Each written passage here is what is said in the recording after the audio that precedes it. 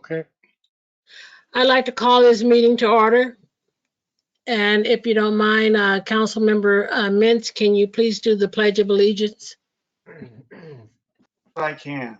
Okay. I pledge allegiance to the flag The United States of America, Republic for which it stands, one One nation, under under God, God, indivisible, indivisible, with liberty and and justice justice for all. Thank you. does that. And now we'll have the invocation by Reverend Thorsby, please, from Little Church of the Desert. Yes, can everybody hear me? Yes, We can. sir. Okay, let us pray. Gracious God, as always, we are thankful for another wonderful day here in the desert, where we have managed to get through a beautiful day of sunshine, sunset, and now the council comes together to take care of additional business. We ask that your blessing will be with each and every one as they usher in another year with all kinds of exciting possibilities for our community, as they wrestle with the decisions that help in the revitalization of our town. We ask that you truly will grant them vision, strength, determination, and the courage to carry on with the things that they have decided are priorities for the welfare of all who live within our boundaries. Pray that you will bless and keep them all as they go out to carry on with all of this work, and that you will especially bless them tonight as they deal with the joys and the frustrations of meeting by the means of high technology. In Christ we pray. Amen. Amen. Amen. Thank I'll you, leave sir. you to it. You bet. God bless. God bless. And now we'll have roll call. Am I doing roll call? No, Cindy Viescas will be doing it.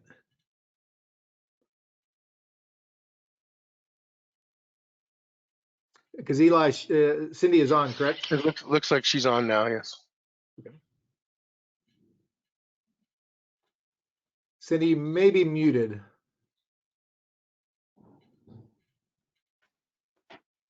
Sorry. We can hear you now. Go figure, my internet's not working at home, so I had to hit my hotspot on my phone.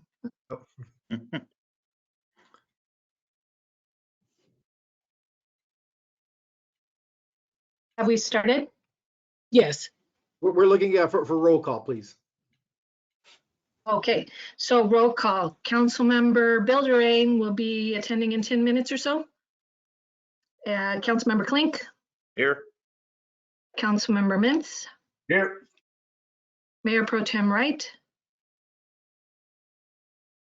Here. Mayor Pro Tem Wright, and Mayor Ogilvy.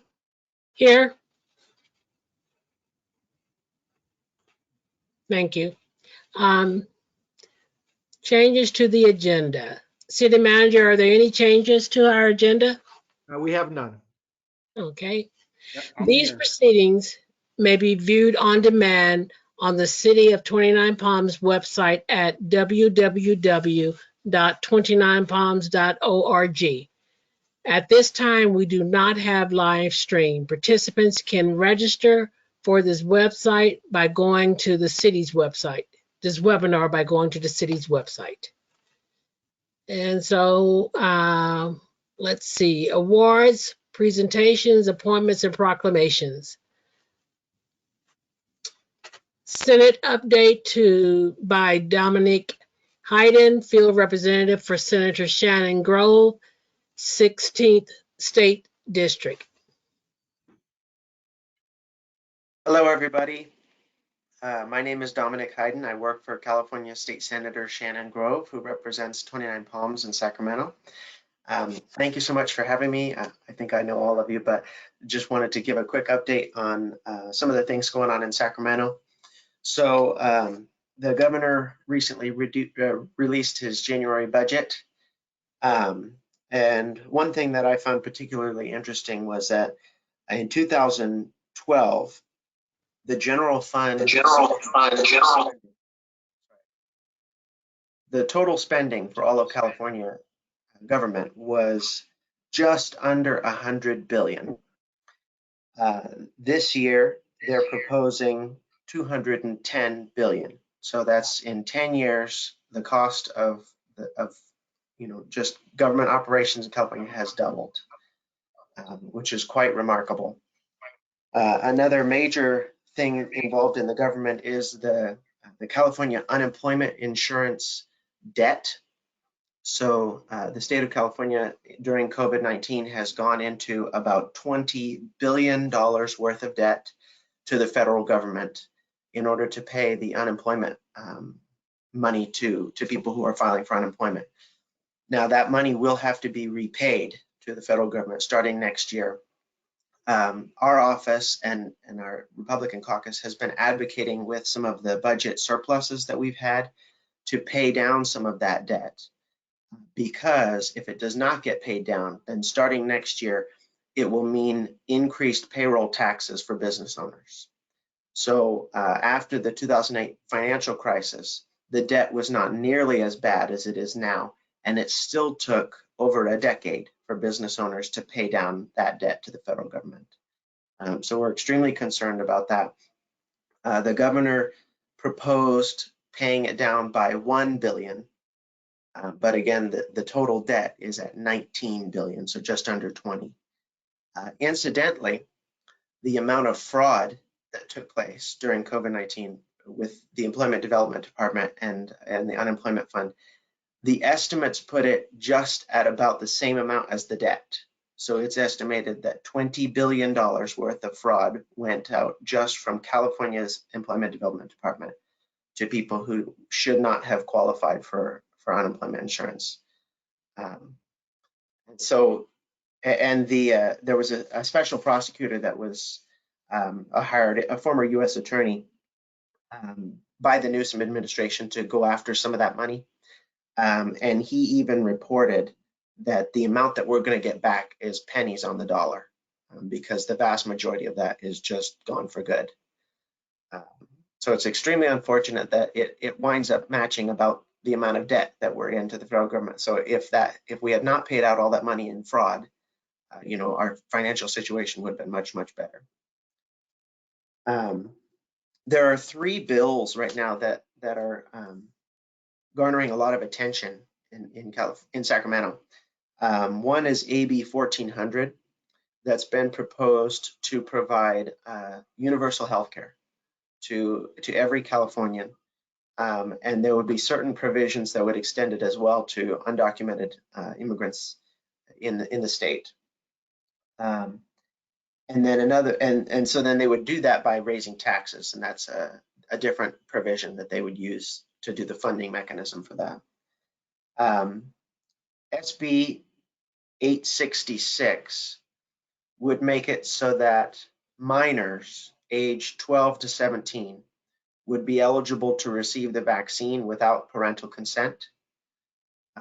So they would not have to get their parents to sign off in order to go and receive the vaccine. And then another one, SB 871, is another vaccine-related bill. And I bring these up just because they're of particular concern to a lot of people for and against in California, but they've gathered a lot of attention. And so 871 would make it so that the COVID vaccine would be required for schools. So just like you have to have, your chickenpox vaccine and others like that, COVID would be included in that. And then another provision in that 871 is that the California Department of Public Health, right now they can administratively add vaccines to the list that are required for schools. But when they do that, they have to allow religious and medical exemptions if they're doing it administratively.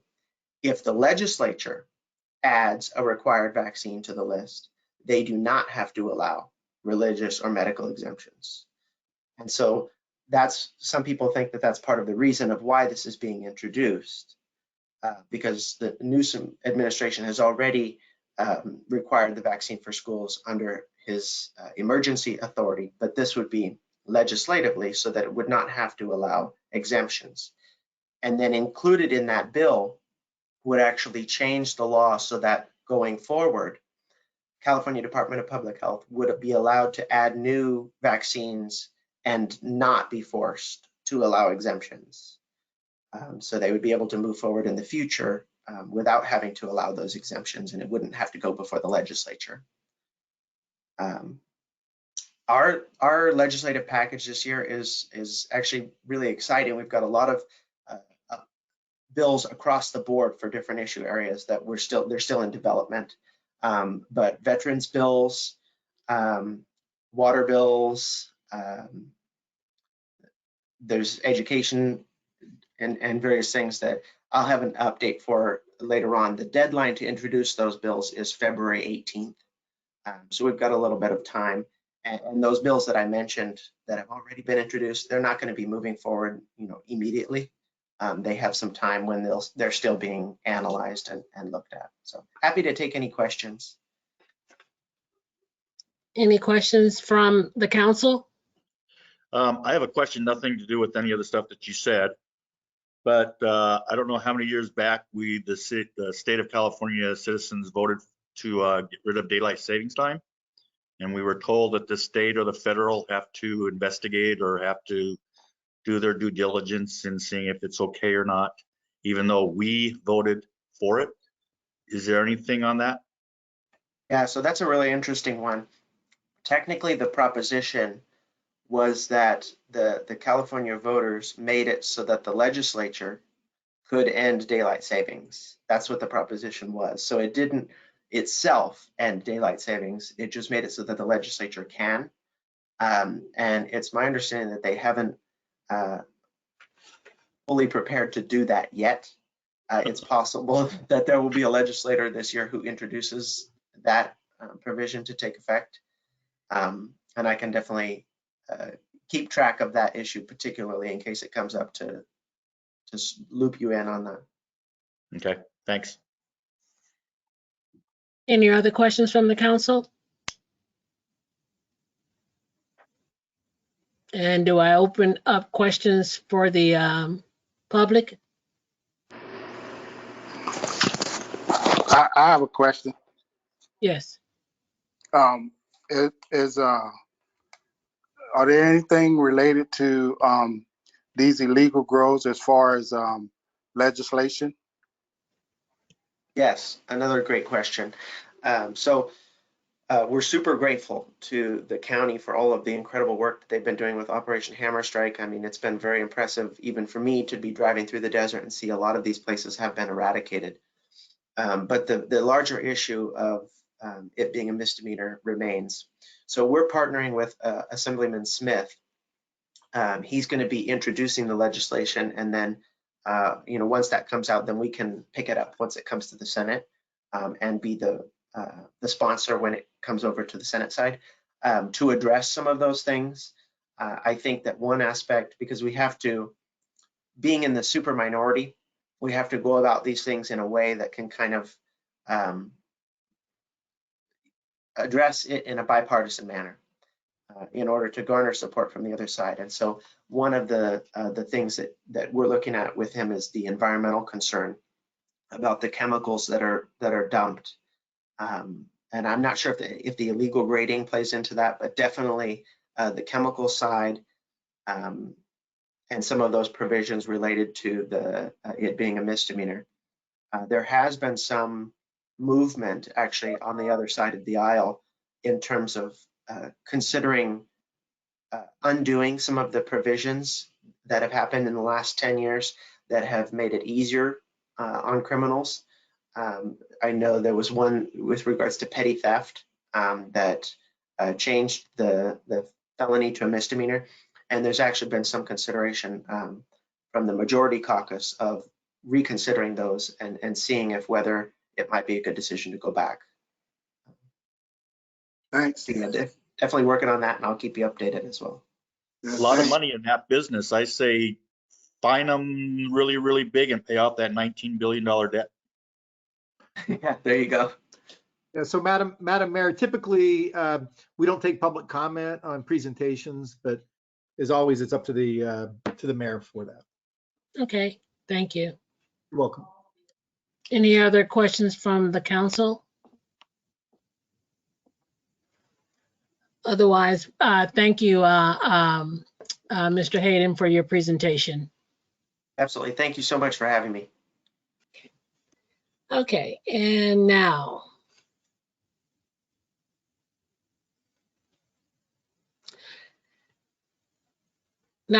Staff will report, council will report on any meetings that they have attended.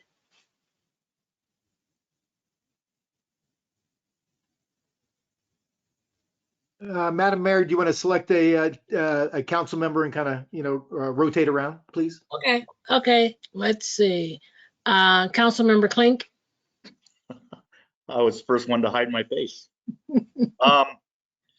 As always, the SBCTA meeting is a lot to do with toll roads and bridges being redone, so nothing major here in 29 Palms. Did go over and see the new community center / gymnasium and the kitchen and all that yesterday, and then Councilmember Mintz and I were over there this evening at 5:30 to watch the kids playing basketball in there, and that is such a good feeling to see them down there playing a game that everybody loves to watch. And man, there was about, what was there, 35 you said, Danny? People in attendance? 35 to 40 people. So when the next, like you said, when the next game starts, there's going to be another 35 or 40 people coming in. So all these people are in the downtown area. So it's good to see. And man, it was cool to go in there. It wasn't loud, but yet it was loud enough to really get enthusiastic about the people being there and cheering their kids on. So it's going to be a great asset to the city. So thank you guys. It's been such a long drive to get this all done. So Okay. all the council members now and before that helped this to come to fruition. Without a doubt. Councilmember Mintz. Yes, Madam Mayor. Went to a ribbon cutting at the Exhale Art Studio at the beginning of the month. And we also had an MBTA special board meeting on branding. We're talking about changing the branding of the MBTA system. We'll see how that comes out later on. We had a City Hall virtual meeting with the VHR meeting, and we're having another one January 31st. It's going to be at 6 o'clock at night. So anybody, if people who haven't been able to make it during the daytime, at 11 o'clock, you'll be able to weigh in on January 31st at 6 o'clock on a Zoom meeting. It'll be the same one as we're doing now. Yeah, it's like Councilmember Klink said, saw the tour yesterday, a little bit of the facility, and then went down there today, and it was really good to just stand there and watch this. It has been a long journey from 2011 to now, all the way from visiting Sacramento several times, trying to convince them to give us our money, and then winning the court case. So it's finally there. So if anybody hasn't seen it at night, it's pretty cool looking at all our lights down there at night, and it's not too bright. It's just on the sidewalk. So, but other than that, that's all I have, Madam Mayor. Thank you. Mayor Pro Tem Wright. Thank you, Madam Mayor. Yes, I also attended the ribbon cutting at the Exhale Art Studio, and then also I got a chance. We did the MBTA special meeting, like Danny said, and then I did get a chance to tour Project Phoenix 5633 Freedom Way. That looked really great on the building. I thought it was awesome. And just, seeing the facility and everything in it, I mean, just can't wait, till it's actually complete. I think my favorite part is the kitchen, but that's just me, gravitating to food. So, but it was awesome. So glad it's there. And I do appreciate and want to thank, the council members that were before, and you guys that are on here now that, really fought for us to be able to do this. So I think it's just great for the community and everything. So, and then I did want to, since Joe usually does it, but wish everybody a happy birthday this month. And that's it. Thank you. I was just thinking about that too, so I'll go after everybody's done. Okay. And as far as for me, I also visited the Excel Art Studio, and I, recommend that, our residents go out and support them. They had some really smell good soaps and candles and beautiful custom jewelry, and, you could actually book a little party where you can paint and have some spirits. So anyway, yeah, really nice. And then also, I got the opportunity to see Project Phoenix, and rarely do you see something. You see the small scale model of a building or a home, and it actually looks like it. And I commented to our city manager Frank that it looks like the artist's rendition of it, because it was just so nice. It was so. You don't have the words that can even give word to this. You lack words, and it's, and it's a concerted effort. It's not just, one person. It's years of those before us. It's the residents of 29 Palms, and to step out on that basketball court, it was so nice. It was really, really nice, and I look forward to seeing the children enjoy it, and the adults as well. And yes, you're really going to see a site. Go by and see it. And when we have soon, we'll have an open house, and you guys really need to take advantage of it and see how nice it is and where some of your tax dollars have gone. So that's pretty much it for me. So Mayor, can I go back in there and wish everybody in 29 Palms in the Morongo Basin a happy birthday in January, because this is our first meeting of January. I forgot. Yes, sir. My daughter's birthday tomorrow, and I'm probably already in trouble. My wife and I's anniversary, 39 years on the 8th of January. So happy anniversary, Tori. I love you. Yes. And before I get off of that, let me just go ahead and say to my daughter, happy birthday, because today is actually her birthday. So All right. yes, yes. Okay, so now we're going to go on to the consent calendar, because Councilmember Bilderin hasn't joined us yet, right? I don't want him to miss out on the opportunity to say what he's done. But anyway, okay, we'll move to the consent calendar. All matters listed under the consent calendar are to be considered routine by the City Council and will be enacted by one motion in the form listed. Any item may be removed from the consent calendar and considered separately by the City Council. The public will be given an opportunity to comment on the consent calendar items prior to the City Council's action. So, all right, and let's see. And now we're going on to reading the ordinance and approve the reading of okay, I'm sorry. Is there anyone that would like to pull an item from the consent calendar at this time? Is there anyone that would like to comment on an item at this time?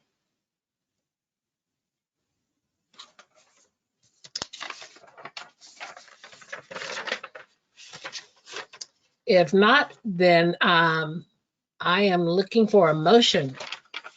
Madam Mayor, I will move this consent calendar as written. I'll second it, but I'll abstain from item number 4, which is the Project Phoenix warrant register, conflict of interest.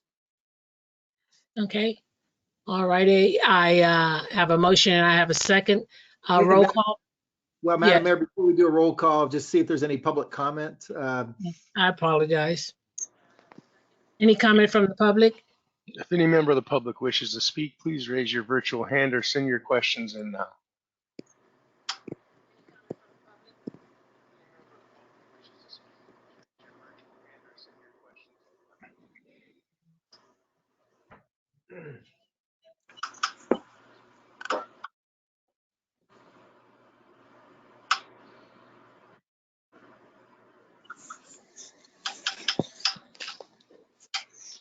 I have no hands raised and no questions submitted.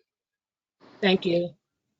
Okay, I have a motion and now and a second as well. So roll call, please. Councilmember Mintz, Aye. Councilmember Klink, Aye. Mayor Pro Tem Wright, Aye. Mayor Ogilvy. Aye. Councilmember Bilderrain has still not attended, so it'll be 4-0-1. Okay. And now discussion for potential action items. Purchase, sale, and development agreement for Project Phoenix property. Yes, thank you. Hey, Frank, Madam Madam Mayor. Mayor, I have to step out for this. This is conflict of interest for me. Thank you. Well, thank you, Madam Mayor, members of the council. The item in front of you tonight, the recommendation from staff is the council to approve the purchase and sale and development agreement with Greens Development Incorporated for the sale of a property within the boundary of Project Phoenix for $438,927. And this is subsequent development of the 95-unit motel. Just by way of background, so the council and the community is aware, as the council is aware, and we had some great comments earlier about Project Phoenix, and I think Councilmember Mintz said it, we've been in development of this master plan for over 10 years called Project Phoenix. Today it's Freedom Plaza. The project that we realized today consists of two public buildings, which is the community center and the visitor center, Joshua Tree National Park Visitor Center. Street improvements, parking improvements, water and sewer improvements, undergrounding utilities, curb gutter and sidewalk, along with the Paseo. But in addition to that, to the non-housing improvements, there also is housing improvements. The city development's master plan had a policy direction that the site that we're discussing this evening for the hotel was originally going to be senior housing development. The city was working with Palm Development, as the council may recall, to acquire funding for this development. However, due to a very competitive nature of senior housing versus low mod family housing, we were unsuccessul.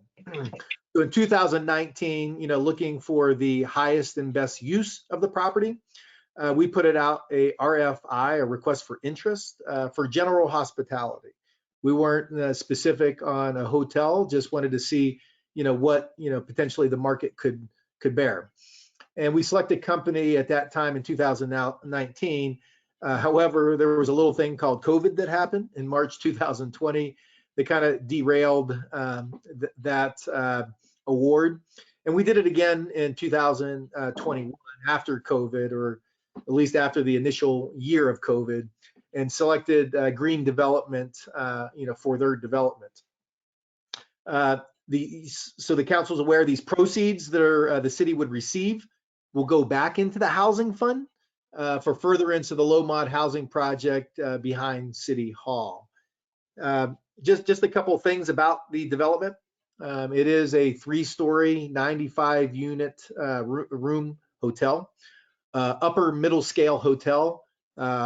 Hilton is preferred, but we also have Marriott written in as an option within the agreement. The development would be required to improve Tamarisk. That is one street not fully developed, which would be their entrance. The agreement on schedule, attachment 2 of the agreement has a performance schedule, and which has milestones with an option agreement for the city to buy back the property if those milestones aren't met. And the reason for that, and we have full confidence of the developer, but the reason we have this enclosed, we're not looking to sell the property for land banking of a developer. Again, the city has full confidence of the developer to deliver, but we, made sure we had that in the agreement to, protect the city and the property. Just so everyone realizes, this is an agreement only to sell the land. They still have to go through the entitlement process with the Planning Commission. So that process still will be to unfold. The property size is approximately 78,000 square feet of land. However, there's still more room available towards cactus that, and you'll hear a little later in the agenda and the downtown specific plan, potentially for workforce housing. So the city is still committed to housing within the Project Phoenix area and behind City Hall. So we're still moving forward with that. We have this evening the developer, the managing principal with Greens Development, Atman Kadakia. Hopefully I didn't butcher your name, sir. So Madam Mayor, I will turn over the presentation to the developer just to talk about their project. Perfect. Hey, first off, can everyone hear me okay? Yes. All right, Good. great. Thank you, Mr. Lucchino, for that warm intro. And good evening, City Council and City staff. I want to first of all thank you all for having us here this evening. You got my name right. My name's Atman Kadakia, and I'm the managing principal here at Greens Development. We are an Irvine-based hotel company, and we have over 30 hotels either open for business, in construction, or in development. And we're very excited to develop this hotel here in Project Phoenix in 29 Palms. We are franchisees of all the major hotel brands, including Hilton, Marriott, Intercontinental Hotels, Best Western, and Choice Hotels. One of the things that makes us unique is that we are not only the developer, but we are also the operator of all of our projects. We rarely sell our properties, and we're highly invested in things that affect the backbone of the project, such as parking, circulation, access, and ultimately we take a great deal of pride in the quality of our products. It's been great working with the city manager, Mr. Lucchino, the planning director, Mr. Clark, and both have been instrumental in our mutual efforts to design a project that is not only compatible with the neighborhood, but is also a project that we can all be proud of. We also want to thank the City Council, for having the vision to support a project like the one we're proposing, as well as the entire Project Phoenix, which will not only help complement the Project Phoenix and Freedom Plaza, as it's now called, but also serve the needs of many residents, visitors, and businesses of 29 Palms. Frank explained that we are looking at either Hilton or Marriott. I can tell you right now that we are leaning towards Hilton, and we're leaning towards a Home 2 Suites by Hilton, which is an extended stay hotel within the Hilton family. All of our rooms will have kitchenettes along with dishwashers, microwaves, cooktops, and are designed to serve the needs of many businesses and families in the area, including those visiting the national park, of course, the Marine base, or displaced from their home during a flood, fire, or maybe transitional just between homes. Additionally, we expect to invest nearly $20 million to develop this project. And based on our prior calculations on other projects of similar kind and our analysis done by a firm called David Taussig and Associates in the past that analyzes how the city derives revenue to its general fund from a hotel project, not only through transient occupancy tax, but also through a variety of different items. We expect this hotel to bring in over $500,000 per year directly to the city's general fund, which the city can then utilize to provide other community benefits and services. Currently, there's a complete lack of extended stay hotels in the market, and we are losing that business to other cities, particularly those along the 10 freeway corridor, where visitors and guests opt to stay instead of 29 Palms, as we simply just don't have this type of product. We are very confident that the proposed Hilton branded Home 2 Suites will not only help bring some of that business back, but will also help support new businesses as the city continues to grow, particularly in the sectors of tourism and military. I'd like to take a moment here to share some of our proposed renderings. We have a few slides, and I, along with my entire project team, stand by to help answer any questions you may have after the presentation. I want to let you know, as Frank described, that we will continue to work with the city staff, the city's planning department, all of the different agencies that are involved, all of the different jurisdictions, fire, public works, you name it, to make sure that we design a project that not only looks pretty and feels pretty, but actually functions appropriately for the neighborhood and for the proposed development within the Phoenix project. I'm going to now share my presentation slides here. Just give me one moment. And you should see just my PDF. Is that what you guys see here? Yep. Perfect. Sorry. Thank you. So, I have a 12-page document. It's compact, but I wanted to show you what the hotel is designed to look like. We intend to call it a Home 2 Suites by Hilton.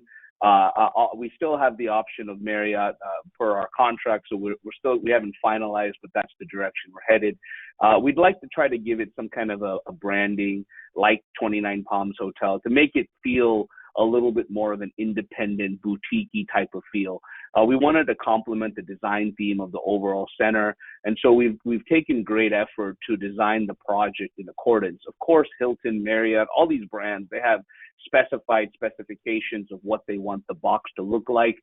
We had conceptual discussions with the brands, and we said, look, this isn't going to work for 29 Palms. If you want to be here, if you want to be by the Joshua Tree National Park, you're going to have to let us design the hotel in accordance with the local community. And we believe that we have the support of the brands based on our relationships to do just that. The conceptual site plan of the project is right between Yucca and Tamarisk. And we've taken circulation and access both on Yucca and Tamarisk. We are self-contained on our parking. We've thought about things like retention basin that would be landscaped. We have a really nice courtyard that anchors the hard corner. We have a fountain, and the hotel lobby actually opens up through and through from both the drop-off all the way through the project. So the design, when you walk through it, has really an open-air feel that makes the hotel feel quite expansive as you walk in. The product elevations, of course, conceptual and still need to be worked through with staff, again, are designed to complement the project, the surrounding development, not just try to be its own use within the center. Again, another view of that rendering, different angle. We have some opportunities here. I'm looking at this blank wall here, and this is the beauty of rendering these things. You get to see these types of holes, and these are opportunities for maybe some public art, enhanced landscaping, something that can really help brand and anchor the hotel within the center. And those are types of things we do in all of our projects. We do localized custom art. This is something that we would expect to do in this hotel, where every room would have something that has a resemblance to the neighborhood. Of course, the desert theme comes to mind, but we'll work with local, if there's an art, someone in the community who has a specialty in art, or someone who has a keen interest in that. We will work with those groups and those departments to try to design something that's localized. Because at the end of the day, while we are the owner, the operator, the developer, this is your hotel. This is the community's hotel. And we want to develop something that that really fits the overall community. I can't stress that enough. Our particular hotel is very unique. It's intended to really attract a different type of customer that any other hotel in 29 Palms brings in. The general group is business transient. We have business extended stay, of course, leisure groups. And then displacement is a very big deal. Unfortunately, things like fires, floods, those things happen. Sometimes you're remodeling your home and you need to be out. Sometimes you have a pest infestation and you have to tent the home and be out for a week or two. These are the types of things that happen. And sometimes you move into the community, but you don't have, your home's not ready, or you're in between housing. And so that is a very specific use. Of course, the obvious uses are people visiting the national park, the marine base, and those are the other, sort of obvious uses. But I wanted to point out some of the uses that may not be as obvious. The room product is a very kind of it's got a sofa bed. It's got a high-end furnishing. This is going to be a king bed. You know, this is like sort of the art that would be the standard art, right? But we would customize this art again to the local theme. And this is a shot of the lobby here. You can see the kitchenette concept that would be in all the rooms. It has a dishwasher, has a microwave. It has, you know, some pots, pans, dishes, things of that nature. You have a full-size refrigerator. You have a desk that works as a dining table and a desk.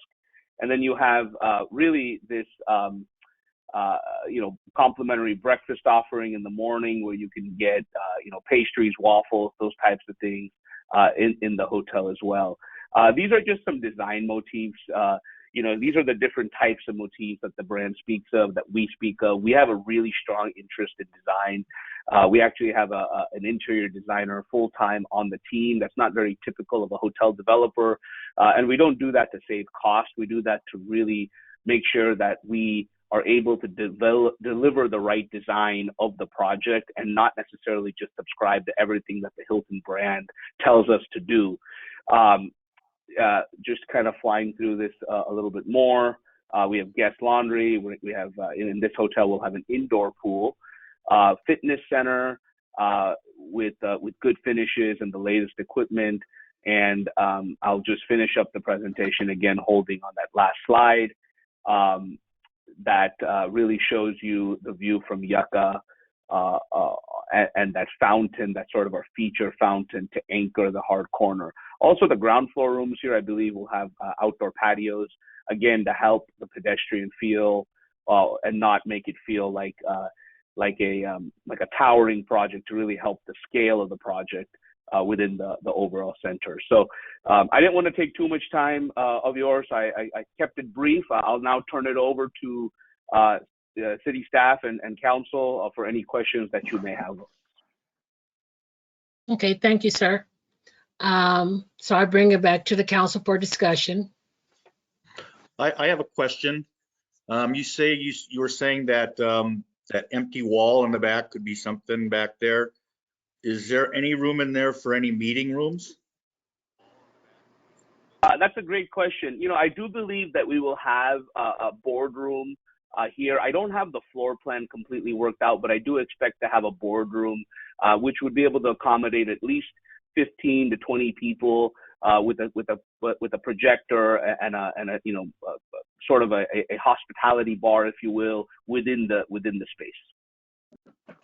What about a restaurant? I know you're pushing to have people stay there and fix their own food and all that, but we would really like a name brand restaurant to come in. Is there any way of putting one in there, or would there be any that would be interested in coming in that, or do you put them in those? Yeah, council member, that's a great question. So, you know, our particular hotel, if you'll notice inside the rooms, and I'll go back to the slide that shows the room, we actually don't have a cooktop in the room.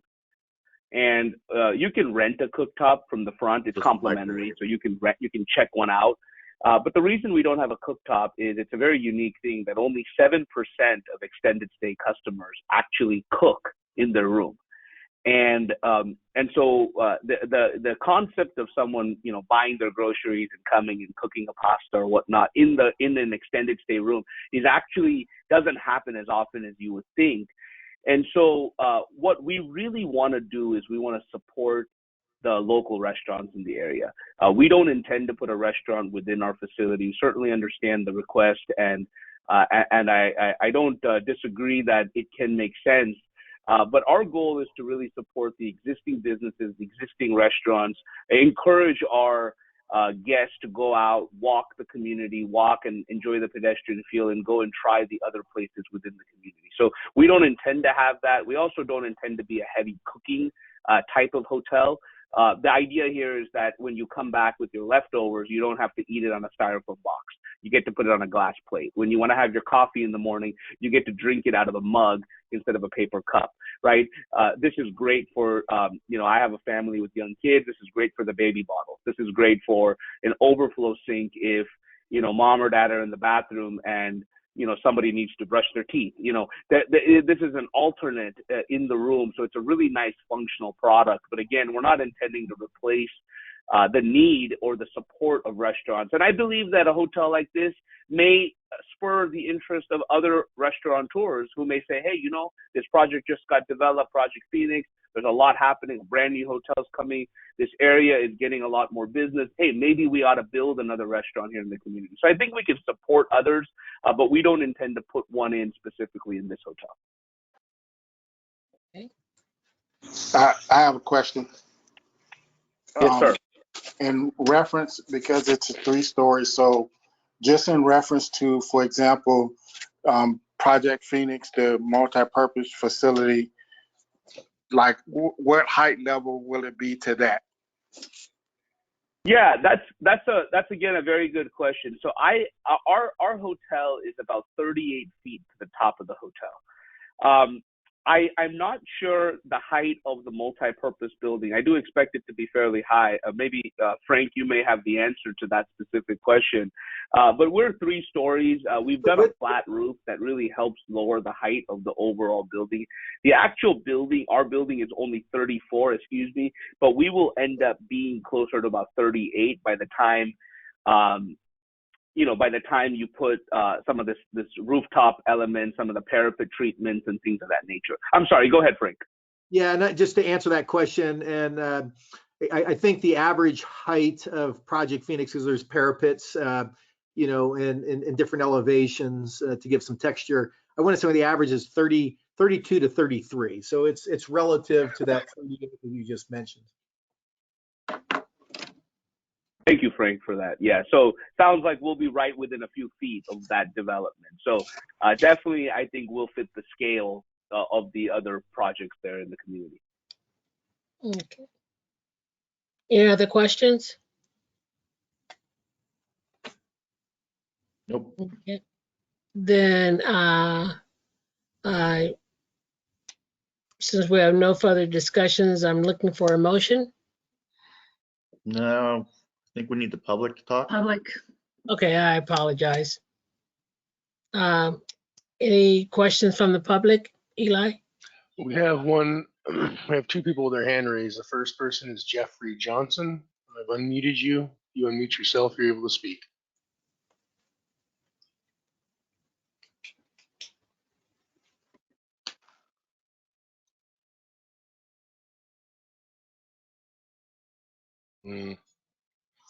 Okay, we'll come back to Jeffrey. I'll move on to Vino Nathraj. Vino, you're unmuted on my end. Go ahead. Thank you. Good evening, Mayor, and good evening, council people. My name is Vino Nathraj. I want to thank and welcome Green's development to the city of 29 Palms. I also want to thank our city manager for his choice. I've been tracking the Greens development, and they are a very responsible company. I've seen them in development in other cities where I sat on the RDA board, and they've done an awesome development. I'm also looking forward in seeing Greens try to address our housing shortage in our city. And I wish Greens the best of luck in our city. This is a great city. I've been here for almost 25 years doing business. You wouldn't go wrong. Thanks and welcome, Atman. Thank you. I'm done. Thank you, Mr. Natraj, for your kind words, sir. And it's also been great working with you on other things, sir. Any other members of the public wishing to speak, please raise a virtual hand or send in your questions now.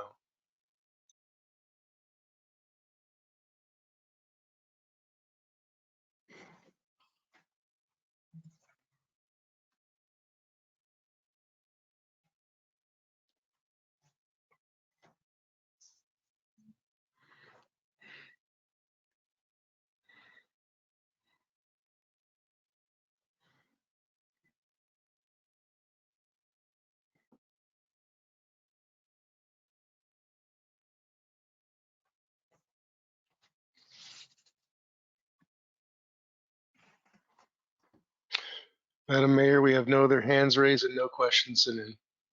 Okay, thank you. And then so back to the council. Any other discussion? If not, then I'm looking for a motion. Madam Mayor, I'll make a motion that the city council approve the purchase, sale, and development agreement with Greens Development Inc. for the sale of a property within the boundaries of Project Phoenix, now Freedom Plaza, for $438,927 in the subsequent development of a 95-unit hotel. Second. Roll call. Councilmember Wright, Aye. Councilmember Klink, Aye. Mayor Ogilvy. Aye. We have a 3, is it 0-2? I'm here, Cindy. Abstaining? Councilmember Bilderrain is here, Cindy. Oh, he is? Okay. Councilmember Bilderrain, did you get a chance to listen to that presentation? The whole thing. Aye. Okay, so we have a 4-0-1. Okay, thank you. All right, looking forward to that. Amen. Thank you, council members and mayor and city staff. We really look forward to working hard to deliver a project that we can all be proud of. Thank you. Thank you, sir. Councilmember Bilderrain, since you're here now, would you like to share with the public any meetings that you attended for the month of January? There was no meetings I attended. I did do the ribbon cutting for the art place at the plaza. I also attended, I think that is all. That is all. Thank you, Madam Mayor. You're welcome, sir. Madam Mayor, I had another question from the public that came in right at the end of the closing period from EA Leslie. Curious if there is a projected date for completion of the hotel. So I think Ottman left. Just from a development perspective of it, they plan to have all their, by the schedule that's attached to the agreement, they plan to have all their entitlements, construction documents, and everything approved by early next year, 2023. And it's about an 18-month construction project. So, mid to late 2024. Okay, Ottman is here. Is he? Okay. Oh, there he is. Yep. Yeah, Mr. Lucchino, I was just standing by. So yeah, I just popped back on here. That's a great question. And I think you hit it right on the head, Mr. Lucchino. So our plan is to get working on this right away. As you can see, we have already done quite a bit of preliminary work on the design and the layout. And we feel that we're actually not too far away from a design package that we believe would be good for a submittal. So to Mr. Lucchino's point, we believe just working through the process, we should be in a position to break ground early next year. And exactly as described, that 14 to 18 month range is what we are seeing in our construction projects. We'll try to expedite that, but a lot of it depends on the shortages currently on the commodities, materials, logistics. The world is in a different place today, but hopefully by then it resolves and we can build at a normal pace. Okay, thank you, sir. Any other questions? No, Madam Mayor. Okay, thank you, sir. Next item is the City Council Regional Organizational Assignments Recommendations. And as I review the, yes. Mayor Pro Tem Ogilvy, I think it's the downtown specific plan. I apologize. I'm just really going. Okay, I apologize. Yes, please. Downtown. You gotta get this over with, don't you? No, I you. Yeah. not at all. She knows I tend to drone on a little bit. Okay, so let me see my screen. Can you guys see? No, Madam Mayor, I'm back, so just letting you know. You didn't call me back in, but I'm back. Oh, I saw you. Yes, sir. Thank you. No worries. I was just picking on you. That's okay. Can you all see my screen? Yes, sir. Yes. Okay. Yes, sir, I can. Amazing, it works. Okay. All right, so this normally takes an hour, but I know you don't want to hear me drone on for an hour, so I will definitely sum it up here and speed through it. But if I'm going too fast or you need to ask a question, please stop me at any point. So this is really a summary, kind of a condensed version of our workshop that we held back in September of last year. Before I started, I just want to open with a few caveats. First of all, this is a 25 to 30-year plan. So long horizon, I may not be there with you when you get there. So none of this is going to happen overnight or within even the next 5 or 10 years. This is a long-term plan. We use reasonable yet optimistic growth projections. We did not use the maximum possible because it just wasn't realistic. Still facing the lack of a sewer system is a major limitation and issue for development, including housing. The package treatment plant as a start. And of course, Caltrans approval is required on certain elements. Moving on, we have a good team. I won't go on detail about them, but just say they marry the creative component with the realistic component. And I think that was the criticism of the previous plan, is it just was not realistic. And so that was drone into them when they started, and I think they've done a really good job. Where we're at in the process, we're getting close to the end here. I've had a lot of workshops and public meetings, so we're getting to the point where we're preparing the final document. A little bit about the boundary. It has changed since the previous one. On the west, we start at the top of Donnell Hill. On the east, a little beyond National Park Drive. On the south to Cactus. And on the north up to Civic Center. So the big change is pulling in the Civic Center area into the downtown specific plan. And then we also closed a gap that we had between two specific plans there before. It just, even though it seems a large area, it's just 0.5% of the city's land area. I just want to kind of open with this old slide of 29 Palms, kind of a nostalgic photograph, but at the same time, really quaint and charming, and provides that old time feel that we're trying to achieve in this plan. So you can see at the time it was a 2-lane road with diagonal parking back then. So a lot has changed to the point where we're at now with Project Phoenix, and the point where it's going to get wrapped up here really soon. So we started ask what is our downtown for? It should be a place to try something new, enjoy the best of local culture, expect to be surprised, especially by our art, be daring and start something new on the business front, be together and honor service, and then try out our biggest ideas. So those were kind of the themes that were in the background of our mind. So why are we here? We're obviously, in essence, replacing the previous specific plan. It was rescinded, as you know, by City Council, had several limitations, did not allow for pad retail in certain places, required extensive mixed use, again, which was not possible without sewer. Same thing with the housing density. And it maintained a parking requirement that limited traditional storefront businesses. We're trying to obviously fill these storefronts, the vacant storefronts, and relaxation of the parking as part of it. So we started with looking at kind of the typologies that we have downtown in development.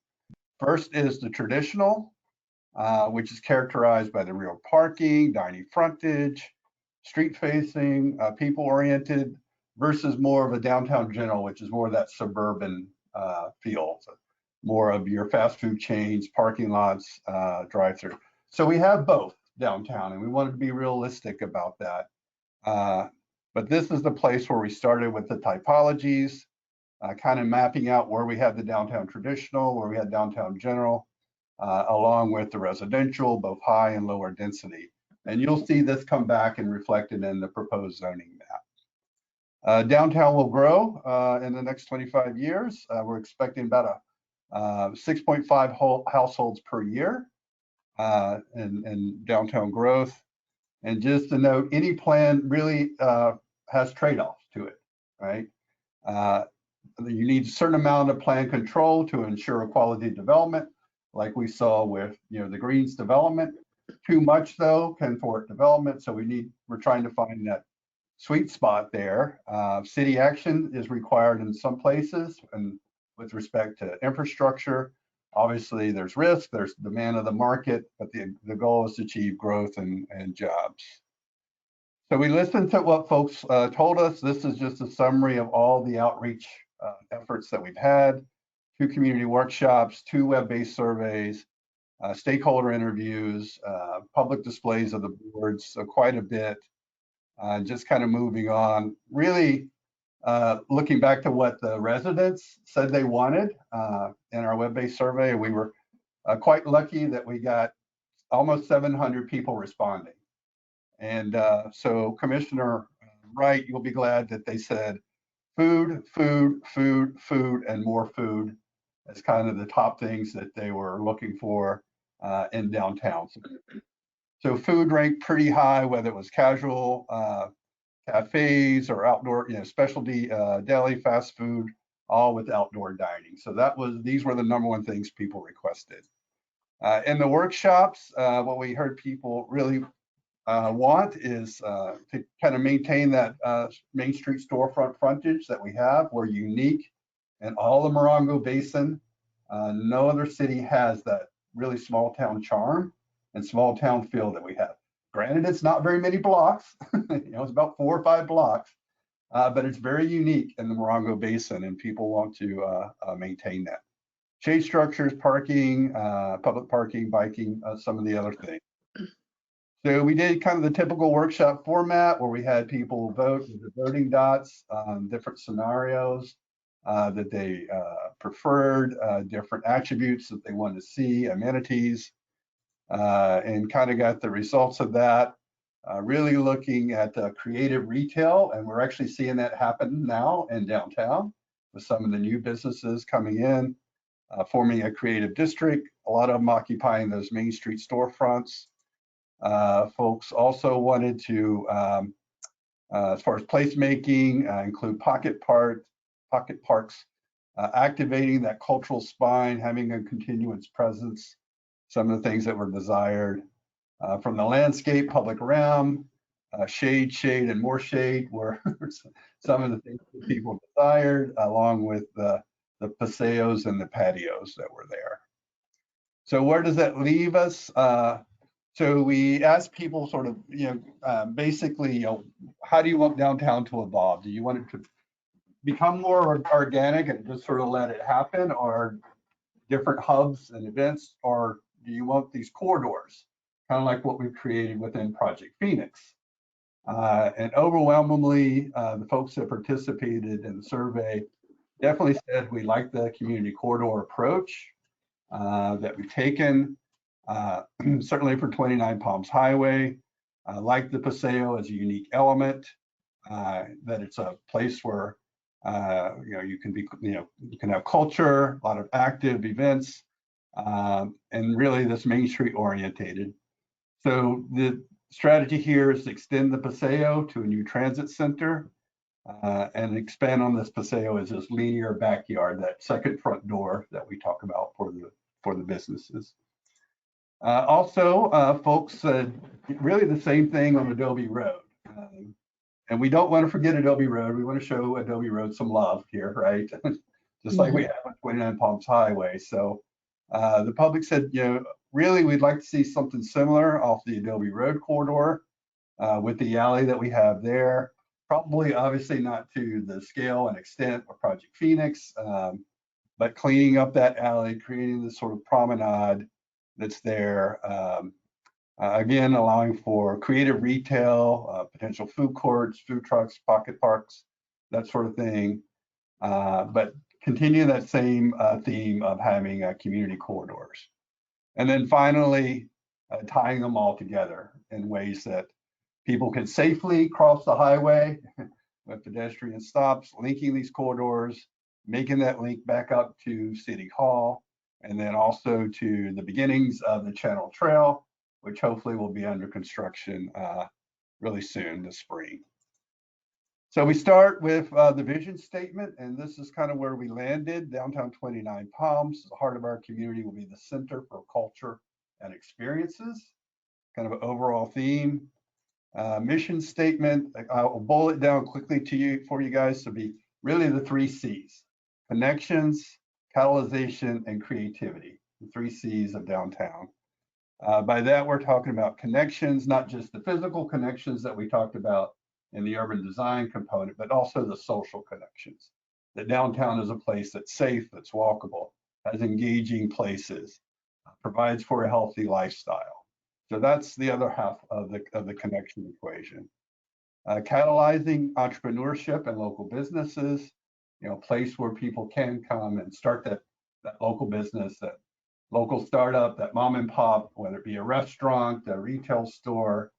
The downtown is a really good place for that to happen, and the city enabling that local business as well as sustainable job creation in the process. And of course, the creative aspect, which we've always had as a city, beyond the arts that we talk about a lot, but also places for local sports and entertainment, socializing, and rejuvenation. So that's kind of where we landed on our major themes. So where we kind of ended up in a preferred scenario, this is sort of an overview here of kind of development that we ideally would like to see. The yellow being representing additional housing downtown, along with the different commercial mixed-use projects. A lot of it centered on the core there at 29 Palms and Adobe Road, but then we have their 2 gateways, one on the west and obviously on the east. And then really working with developing the civic center area, which should not be an afterthought to the downtown, but also should be part of the downtown. We've created our growth projections. And again, we try to be realistic, optimistic, but realistic. And so over the next 25 years, we are expecting that we'd have between 500,000, around 600,000 extra square feet, spread among all these different uses, retail, lodging, hospitality, restaurant, food and beverage, that we would be seeing these new developments and these new developments over the next 25 years. So where we landed up on the zoning map, we simplified things. So we ended up with just 4 zones. I think right now there are at least 5, maybe 6 downtown. And those are the downtown traditional that we talked about, borrowing from those typologies, downtown general, and then 2 residential zones. And these reflect the current zoning that we have. So we're very careful not to downzone, anybody's property as part of it. The major changes really in zoning is the 3-acre behind City Hall that now goes to downtown residential to support affordable housing.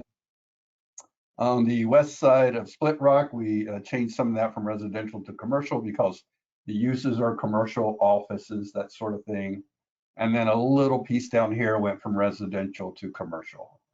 Talked to all the property owners and made sure that they were understood and were okay with the changes. So downtown traditional, that really is inspired by, consistent with our traditional Main Street pattern. And we're trying to encourage more of that in the area. Downtown general is more of that suburban style or car-centric pattern. Downtown multifamily, that's walkable but yet mid-density multifamily residential district is benefiting from proximity downtown, and then further out the downtown residential. Some of the landscape improvements that we foresee, again, this is over 25 years, so I wasn't arguing to go out and build all this today, but we've already started the process with the Project Phoenix and the Paseo and some of the landscaping on the side streets here. We have a good amount of landscaping on our 2 corridors. Also looking at some additional landscape on the perimeter, as well as finishing and extending these pedestrian corridors, including the Channel Trail. Transportation and mobility for that pedestrian emphasis, we're looking at 29 Palms Highway between Split Rock and Adobe Road, and Adobe Road between 29 Palms Highway and a little past, well, almost to the channel. So that would be the 2 main streets that would really have that more of a pedestrian emphasis. Local streets would be enhanced. The recreational trail, that would be started. Ideally, that gets extended in the future as well. And then, part of it is the transit center, which does tie a lot of those mobility aspects together, right downtown, right off the Paseo, connected to, all of Project Phoenix and what's happening there. And then parking, didn't forget parking, looked at, how we accommodate this and also keep up with the parking demand with this strategy of trying to get parking really within the 1 block off of 29 Palms Highway. So, that really sort of walkable distance. Not that people can't walk further, but a lot of times they choose not to. So looking at trying to keep that parking sort of within the zone of 1 block off. And it looks like we're achieving it. When we look at supply and then look at demand, we end up with about 1,000 spaces. That includes, the public parking lots as well as the on-street spaces. So it's balancing right now. Admit there's an unknown here, and that is just how popular is the Joshua Tree Cultural Center going to be.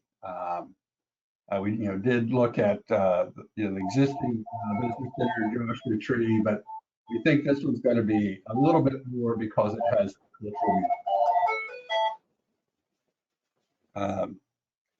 so now on to transportation. As people what they wanted to see with what the roads, really kind of with 29 Palms Highway had 4 choices. Do you want a pedestrian emphasis to the roads? Do you want a bicycle emphasis? Do you want the current Caltrans option, which is a left turn lane down the middle, maintaining the 4 lanes, but sacrificing on-street parking as part of it? Or do you want no change? And the way the voting ended up is we want to see the pedestrian emphasis. So one of the things that is limiting downtown is it's still a speedway. You've got excessive speed, especially coming off Donnell Hill, and it's a hindrance to creating that pleasant, walkable, thriving downtown. Crossing north to south is scary at best. Obviously, when the new pedestrian light comes in, that will hopefully help. This plan is suggesting another one at Smoke Tree, so that we have at least 2 pedestrian crossings, including the ones that we'll have at Adobe Road. So that was kind of where the public ended up on that as far as the voting goes, which produced essentially what we call the road diet option, which we go from a 4-lane road to a 3-lane road, the 3rd lane being protected left turn lanes with 2 other travel lanes. And then we keep the on-street parking downtown and actually enhance and add to it. This would slow speeds, reduce the pedestrian crossing distance, as well as improving safety. One key thing is where we sort of neck out the corners at the intersections. So if you're trying to turn off the side streets now, sometimes it's really difficult to see. You have cars parked along the highway, you've got the trees, and you're trying to see both lanes of traffic. So having this neck out here at the sidewalk allows the cars to pull further up and get a better view of the traffic before they turn in either direction. Also allows for more area for landscaping and some potential shade structures on the sidewalk. This was another component. We asked the public, voting here was a lot closer. And that was, would you support the idea of a roundabout at Split Rock? The reason we're Split Rock is because it is a collector road. So it makes the linkages further north to the schools, as you're aware.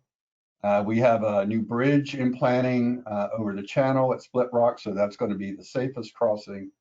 So we see traffic picking up there. So there are a couple options. One is, again, do nothing. The other is install a stoplight, traditional stoplight.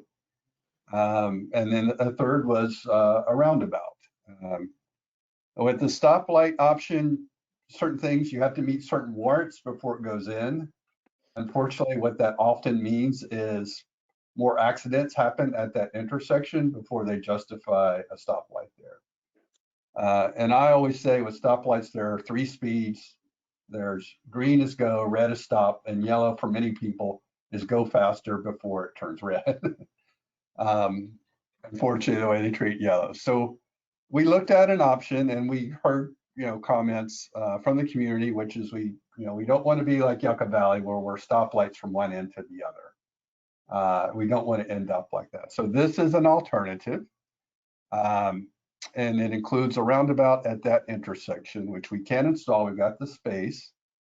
I know I've heard comments, from different members of the public, and Americans can't drive roundabouts, they don't know how to, that sort of thing. I think it all comes down to how well it's designed. Okay, and so some of the key features are the interior of the loop is single lane. It's not double lane, it's single lane. So you're just basically looking at one direction of traffic. They've done this in other places, small towns. La Quinta is one, Yucaipa, Calamasa is getting ready to put one in.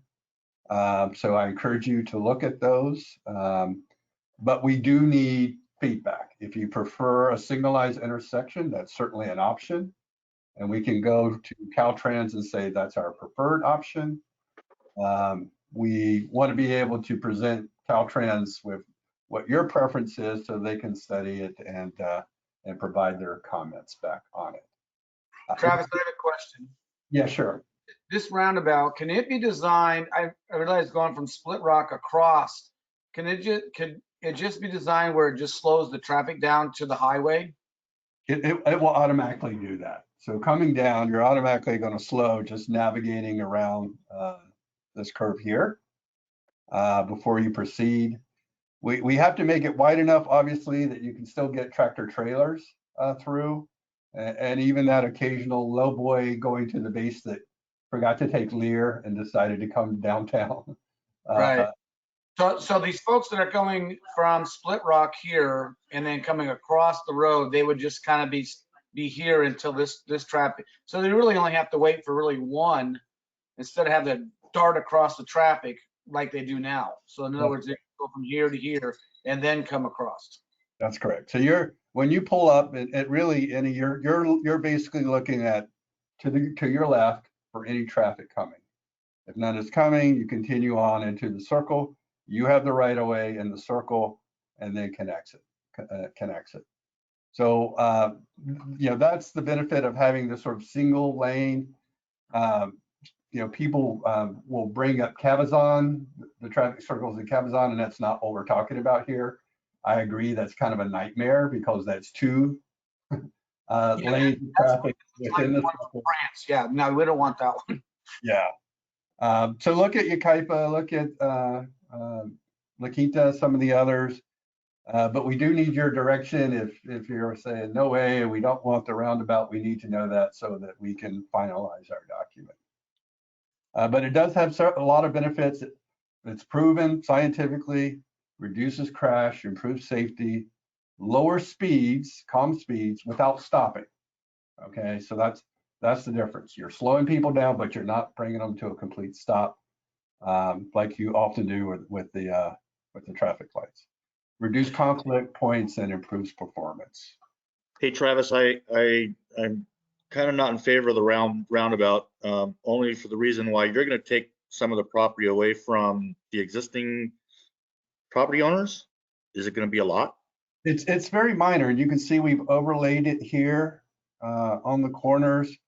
We sort of kind of skewed it so that it comes more towards the northeast, because this is flood control property here.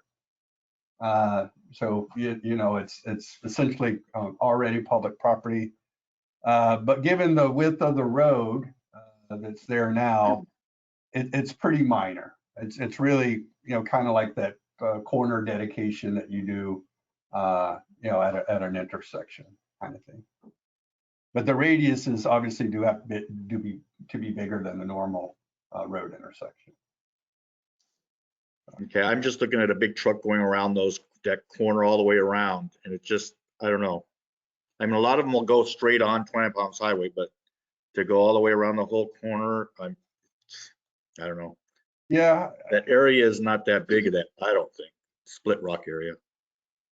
Yeah, I looked and kind of watched it for a while just to see how much truck traffic was going. I didn't see any, you know, as far as tractor trailers go. There's, you know, the delivery trucks, the box trucks and things like that, but I did not see. And the other thing I did when we had one of the lanes closed while Caltrans was working was to see how traffic would flow with one of those lanes closed.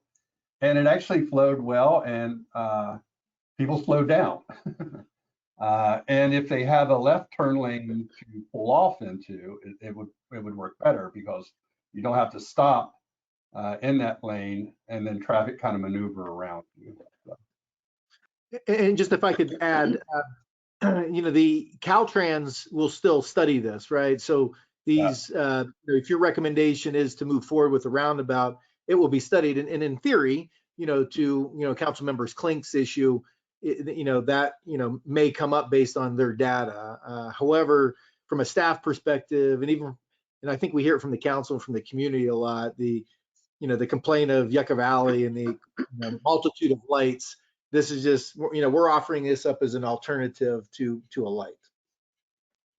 Well, you know, we have to do something to slow the traffic down coming off Donnell Hill, because obviously I drive that almost every day, and I'm going 35 and I'm getting past at 50 to 55 miles an hour. I've seen the Phoenix area and the Mesa area in Arizona. They put these in just before they get to their residential areas to slow the people down from coming from the main artery to the residential, just to slow the traffic down going into residential areas. But I do like the idea of this with a left-hand turn lane and parking, because then that kind of accomplishes everything downtown. So just leave it 3 lanes, turn lane in the east and south, or south we and north. only have a few turnouts right now, but this would have a left-hand turnout at every intersection. Am I correct, Travis? That's correct. Yeah, and then that way traffic would be safer, because I mean, all of us drive downtown and we know what it's like to be sitting in the middle, and so. Right, and there would be raised median to protect that as well. Oh, so they could. Oh, okay. So it would be. Oh, that'd be safer. Okay. Yeah, you're directed to the roadways, not straight across. So. And actually, this was exactly what was in the previous plan, almost, with a few, we think, enhancements that were made. On Adobe Road, the vote was really the same. You know, Adobe Road is even wider, actually quite overbuilt for the traffic it takes. So the same result ended up there. We preferred the pedestrian emphasis over the bike and no change.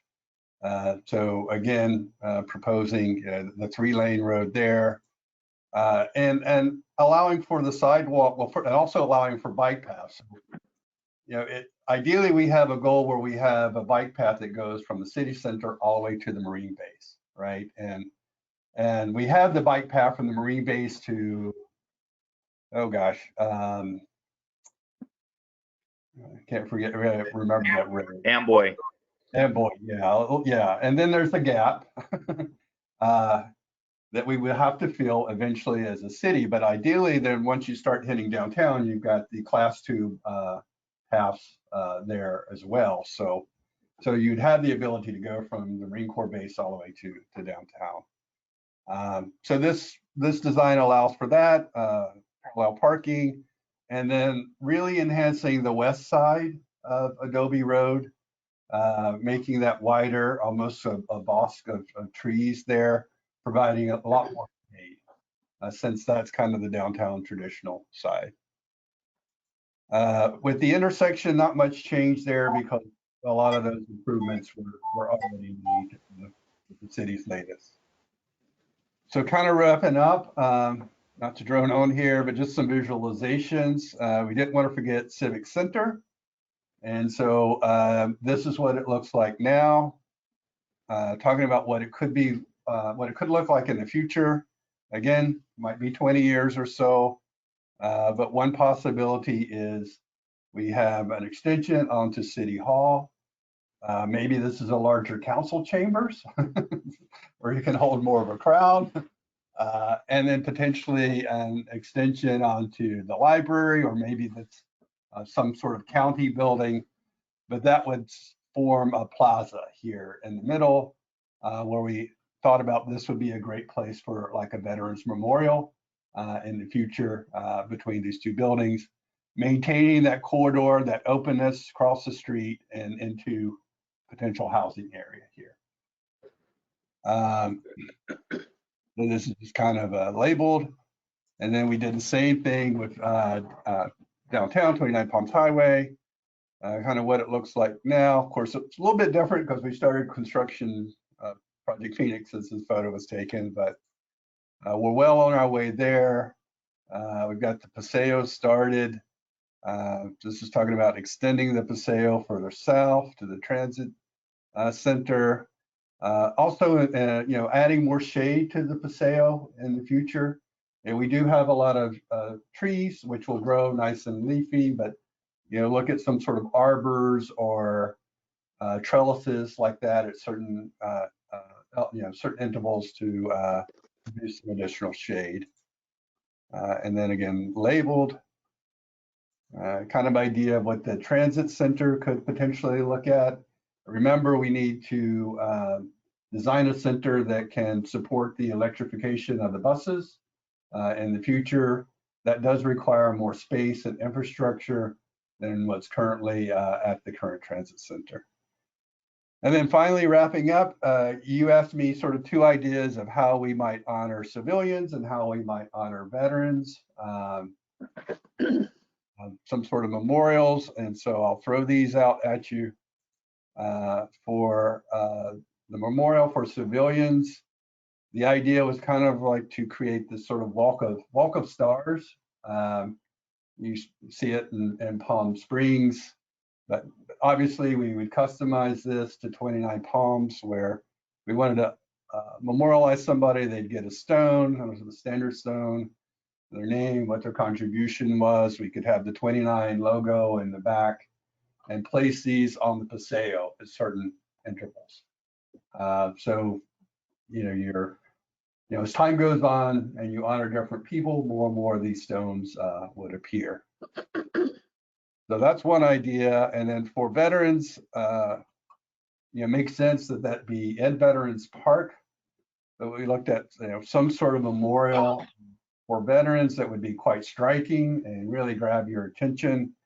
And we, you know, fully admit we're stealing some ideas from some other cities that have done this, where they've used these glass panels with reliefs, you know, names sketched in, that sort of thing. And then these can be uplit at night, and they really look like they're glowing at night when they're uplit from the bottom. And they, you know, don't have to be this large or this big. They can be smaller and sectionalized panels. But the idea is something that's illuminated at night and you know, really striking, as well as during the day. You know, my first question was, well, how do you keep people from breaking that, right? And so I've done my research, and there is things called Gorilla Glass out there. It's actually what you use, it's what's on your cell phone. So it's more break resistant. Anything you hit with a sledgehammer could potentially break, but this is more durable than sort of standard glass. And then that's kind of it where we're at. We're going to produce the final document. Want your feedback and what you like, don't like, and then start our work with the Planning Commission. And I'm happy to answer any questions you have. Thank you, Travis. Any other questions from the council? Yeah, I got one question. Travis, can you go back to the circle? Sure. And everybody kept talking about a left turn.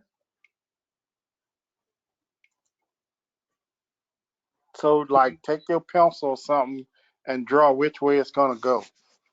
Oh, so you're coming in here, right lane, and you just continue on into the circle. So you're looking left for oncoming traffic, and you just continue through the circle. So if you get off here at Split Rock, you just make that continuous right turn. If you go through the circle, you just keep going. You want to go to Split Rock, you do that. And if you want to make a U-turn, I guess, potentially you could do that. So, the lane directions are all the same. It's just that the circle in the middle is going in the counterclockwise direction. So you're always looking to your left for oncoming. But you're going right, right? Right. Okay. Yeah. So you could practice a good donut. Okay. Don't encourage that. And the other thing this does, just from aesthetic point of view, gives you opportunity to put some major artwork. It's like an entrance feature into downtown. It could be a really nice sculptural piece that really announces downtown and something striking that hopefully will also make you slow down. Well, I can say. Well, I just see on YouTube a lot of times where they have these roundabouts and some people are going way too fast and they end up in the middle of it. So we don't want to put too expensive stuffs in there if we're going to do something too much that's going to cost a lot to repair all the time, because you never know. What I was going to say is, I've been on that Cabazon roundabout, which is really horrible. But I have also been on the one that's in La Quinta, and it is more manageable, the one lane. So it is definitely something to think about. Yes, I would like to at least see Caltrans's take on this as far as the study, but this to me is without putting in more lights, because we do want to be more unique than any other place. And this would at least be more unique than just putting a big old stoplight there.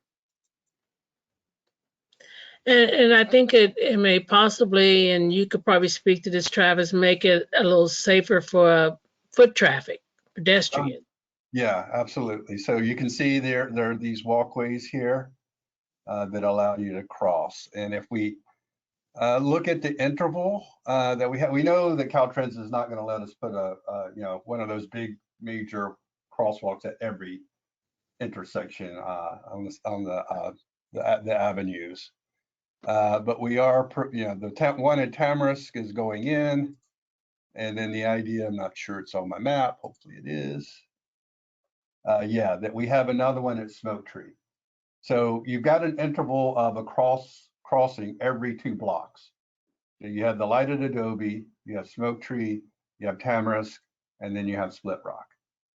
So that gives you opportunity to cross and hopefully creates that connection between north and south, which is really missing now, unless you feel lucky crossing the highway. Okay. Any other questions from the council? If not, we'll go to the public. Anyone from the public wishing to speak, please raise a virtual hand or enter your question now. I'll lead off with a question from Bob Tolentino during the presentation. Thank you, Mayor, Vice Mayor, and all the City Council members for an informative meeting, for a job well done on the Project Phoenix, and for all the hard work they have done. Hope the development continues and spreads out to other neighborhoods. And he gave you 3 heart emojis. Then we have another question, but it doesn't pertain to this. So I'll read this question at the end of the meeting during the public comment period. Okay. And I do not see any other hands raised at this time. Okay, then I bring it back to the council. Hey, is there gonna be a stop and go light at Yucca? Or There is. Freedom Way? Yeah, pedestrian light at Freedom Way? No. No, a stop and go light. A regular traffic signal at Yucca? Right, yeah. No, we submitted our study to Caltrans and they said that it's not justified at this point, that we do not meet the warrants. We thought there was a possibility that we would, but they're saying no. Still need to do something, and they talked about, you know, incorporating the left turn lanes, but in Caltrans style, which means, you know, broad shoulders, get rid of all the on-street parking, tear down some buildings in order to build the broad shoulders. It's like, we can't do that. We're here to preserve our downtown, you know, not destroy it. So, but at this point, yeah, no, our traffic study, which we've done twice now with different uses, did not, you know, recommend, well, did not require a traffic signal at that intersection. It could later on though, if It could. things get busy there. Yeah. Yeah, but one thing just to, you know, and we had our engineers kind of look at it early on when we were hoping to move maybe that pedestrian crosswalk on Tamara's to Yucca. There's not a lot of room to the north. So if you could just visualize the north of State Route 62 on Yucca, there's not a lot of room over there. So so that will be a challenge unless we, you know, acquire some additional land over there. So just, you know, kind of think about that, you know, for the future. Well, one of the things, Charles, I was encouraged to see that the public actually was, when they talked about the transit center, that they thought it was important to be downtown because it would be, because we need more room. The other one is already too small. So I am encouraged that they recognize that a transit center downtown would be beneficial to both MBTA and the city. And the other thing it does is it helps pull in the multimodal component. So, you know, we'll have parking there, so you can do the park and ride if you want. Obviously, it's walkable. We got the pedestrian element. We got the e-scooters and hopefully e-bikes coming down, you know, coming down the pike. So it really helps pull the different modes of transportation that we have here together in the desert. Yes, and I am encouraged about that because some of the comments have been that it's just going to be another big parking lot. And I've tried to, you know, let them know that it's not just a parking lot. It's a transit center plus park and ride, plus for buses, plus for, you know, just, it will be a very classy operation. And that's, I'm just glad some of the public did recognize that already. Okay, so we'll start wrapping up the document. Again, any heartburn, any concerns for any pieces, parts, let me know so we can make any changes before we finish it and get it distributed. Well, I'm good with what you've done with, and I'm especially encouraged about the roundabout personally. Thank you, Travis, for a job well done. That was really great. Okay, thank you. Presentation was awesome. Thank you, Travis. Certainly. Okay, so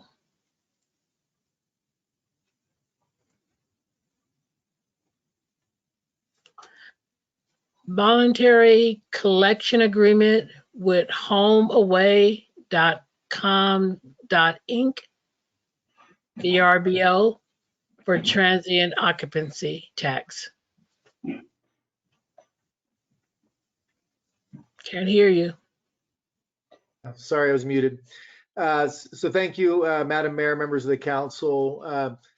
This item, just by, let me pull this up, it was not quite ready. The recommendation from staff is that the city council approve the voluntary collection agreement with the HomeAway.com, which is VB, Vacation Rental, VRBO, effective March 1st, 2022, that will collect and remit TOT and tourism fees on behalf of hosts for transactions completed on the VRBO.com internet-based platform, and authorize the tax administrator, which is a city manager, to execute such agreements. So just by way of brief background, collections from internet providers is not mandated by state law. So these social platforms do not have to do that by law.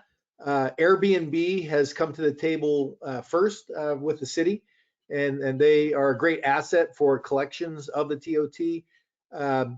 Vacation rental by owner, VRBO, always resisted to enter into this voluntary collection because we just did not have enough accounts. Airbnb kind of dominates 29 Palms for these accounts, but with the increase of activity in VRBO, they've agreed to this. So we're presenting this to the council for adoption so we can move forward with this voluntary collection agreement. And I'd be happy to answer any questions. Okay. Any questions from the council? I have none. Okay. The public? Any members of the public wishing to speak, please raise a virtual hand or enter your questions now.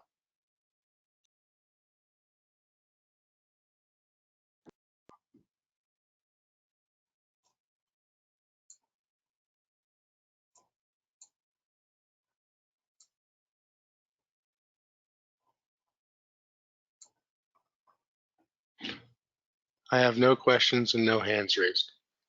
Okay, then it's back to the council.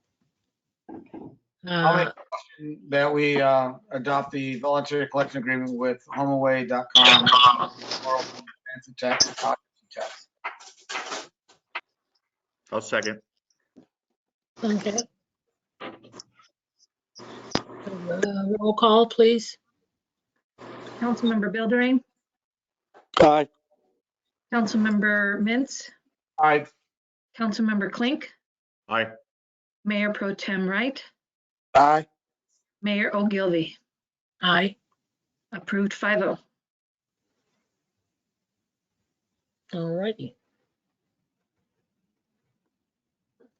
Okay, then next is the City Council Regional Organizational Assignment Recommendations.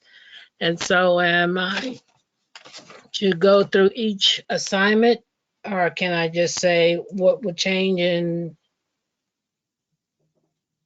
Yeah, you could either or. I think the assignments are in the packet. So if you wish to keep them the same, you could just make the recommendation to keep the same and or make the recommendation for any changes.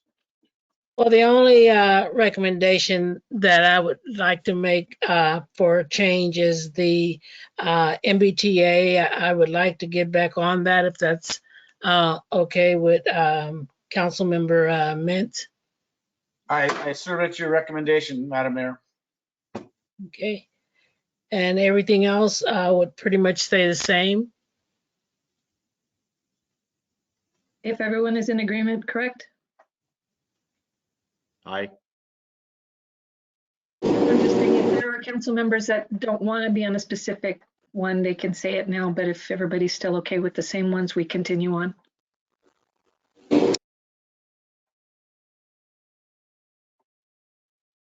Then should we take silence as everyone is okay with their assignments? Is it, Madam Mayor, is that if I could be the alternate on the MBTA, then we just switch? Is that what you're saying? Yes, sir. Okay, thank you. Mm-hmm. Okay. So next is future council initiated items. Are there any additional items from the council? If there is, would you please say so now? Yeah, Frank, I think it would be a good idea for us to bring that solar company forward. Oh, well, so very specifically, to review the solar moratorium from a Yes. policy perspective? Okay. Yes. Now, do we need a second for that? Yes, a second would bring it to the council, yes. Okay, I second. Was that Councilmember Bill Duran? Yes, ma'am. Okay.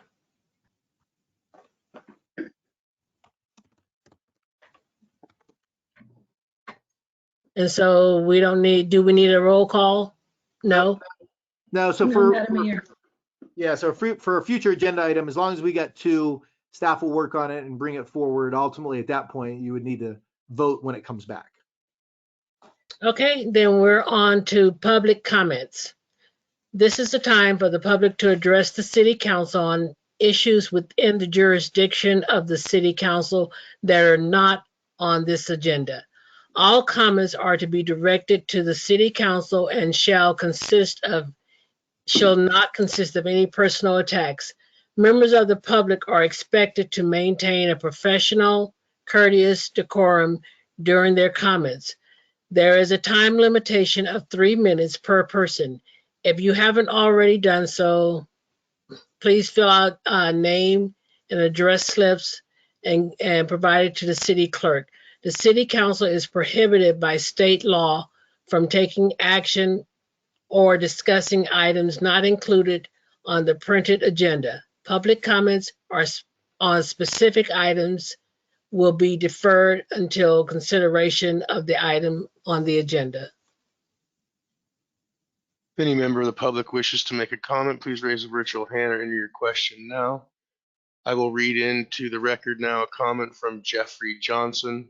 Is everyone on the council familiar with the conclusions of the 29 Palms Groundwater Management Plan 2014 update? Subsection D 4.4 Scenario 3-2035 Water Demand Without Septic Return Flow. The table D3 Hydrologic Budget Summary should be thought-provoking. Thank you, Jeffrey Johnson. I have no other questions and no hands raised, Madam Mayor. Thank you, Eli. So then now we're ready for our city manager update. Yeah, and I'll be virtually brief.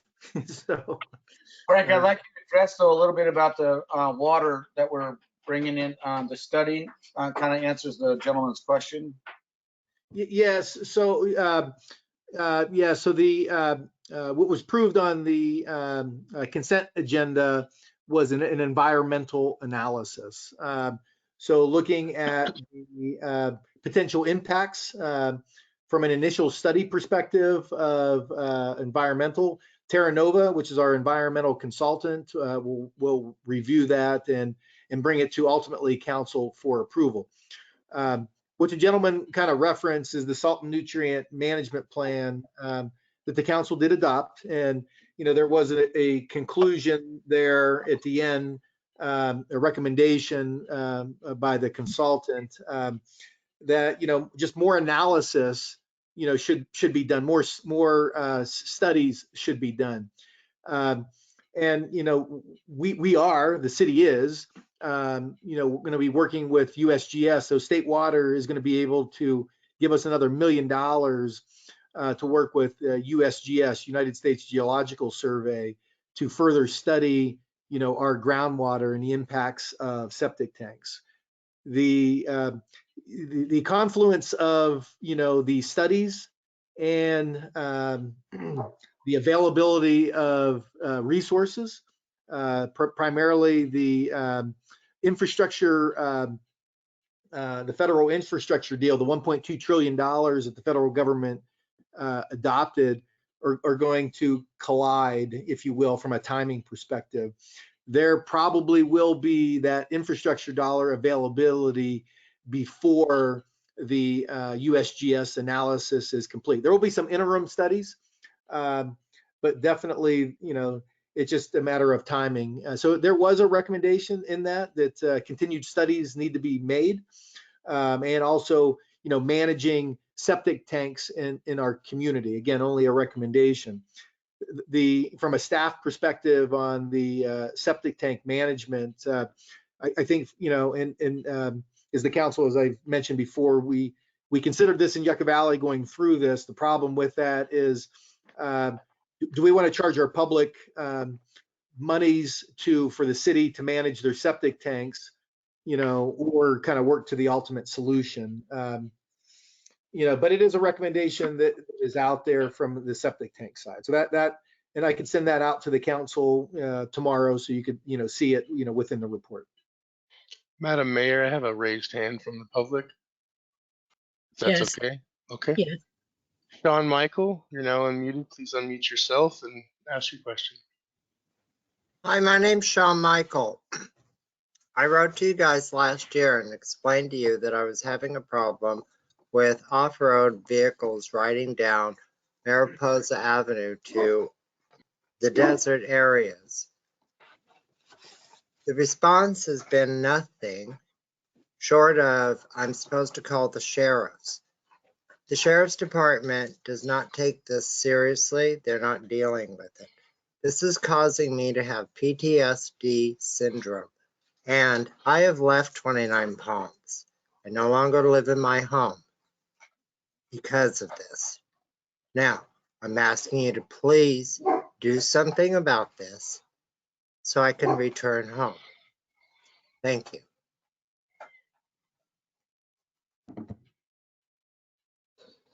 Okay. Thank you. Any other comments from the public? Frank, do you know what address or area that is on Mariposa? Is that in, can you find out? Yeah, I don't know. I'm just texting the captain right now. I think he's having some audio issues. I think I know he's listening. He told me he's listening, but he can't respond. So I'll follow up on that to see if he has any reports on Mariposa and report back to the council. Madam Mayor, we have another member of the public wishing to speak. Okay. Armando Juarez, go ahead. You're unmuted.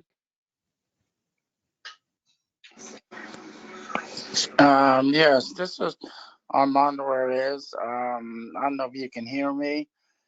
I was just wondering why Pine Road hasn't been paved from Oakdale to